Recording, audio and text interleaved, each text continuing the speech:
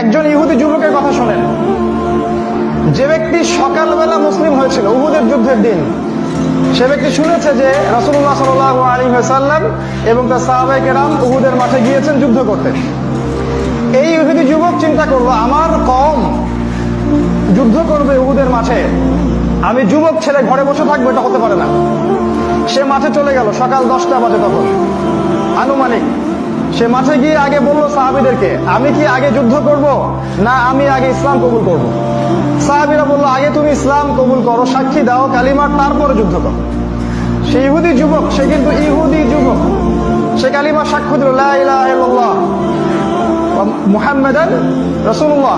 এরপরে সে যুদ্ধ করলো এবং সে অনেকগুলো মুশরিককে হত্যা করে মারা গেল, শহীদ হয়ে গেল। আমাদের নবী সাল্লাল্লাহু আলাইহি ওয়াসাল্লাম যখন এই যুবকটার লাশ দেখলেন উহুদের মাঠে, তিনি বললেন, এ এখানে কিভাবে আসলো? সাহাবায়ে কেরাম বললেন, সকালবেলা এসেছিল বেচারা, ইসলাম কবুল করেছে, যুদ্ধ করেছে, মারা গেছে।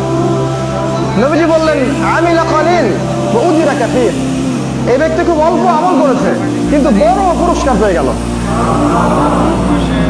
একটা কথা বোঝেন, এই ব্যক্তি আল্লাহ পাককে একটা সিজদাও করতে পারে নাই। এই ব্যক্তি এক ওয়াক্ত সালাত আদায় করে নাই, একটা সওমও রাখে নাই, যাকাতও দেয় নাই, সাদাকাও করে নাই। জান্নাতে চলে গেল কিভাবে? দরজার কাজ কইরা তারপরে এই যে গেটের কাজ করব আমরা।